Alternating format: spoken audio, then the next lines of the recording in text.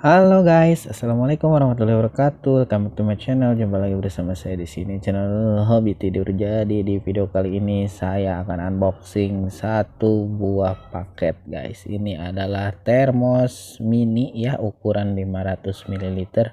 Belinya di toko Oren. Kita buka dulu ya. Nah, ini tampilan awalnya seperti ini, bagian depannya. Untuk modelnya bisa dilihat ya.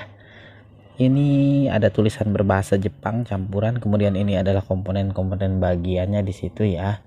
Ini bagian belakangnya lagi, kemudian ini bagian samping di sini ya. Ada tulisan apa ya, tidak ada di situ. Di atasnya ada barcode. Nanti kita akan buka dulu, kita lihat bagian dalamnya guys. Waduh, suara motor ngebut sekali. Kita buka dulu tutupnya ini. Nah, kita dapat sarung termos tentunya ya. Untuk harganya sendiri ini kalau nggak salah 100.000 lebih. Itu anak saya ya, kakinya lagi ganggu megang-megang itu kardus.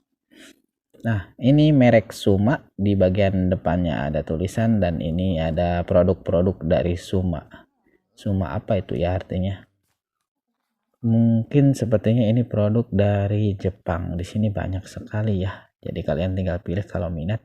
Kita buka dulu, kita raba-raba ya. Kita buka resletingnya. Di sini lumayan cukup mudah ya untuk membuka resletingnya.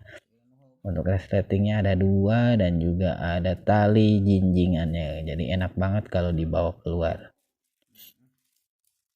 Nah, di dalamnya masih dikasih plastik lagi. Kemudian ini adalah good hold in your future ya. Sepertinya ini adalah kartu garansi, kalau enggak ini adalah user guide atau petunjuk penggunaan. Kita buka dulu. Oh, ternyata bukan kartu garansi tapi petunjuk penggunaan. Kemudian ini termosnya kita keluarkan dulu. Kita buka, kita lihat. Untuk warnanya warna metal ya, atau warna silver, jadi kelihatan terang banget.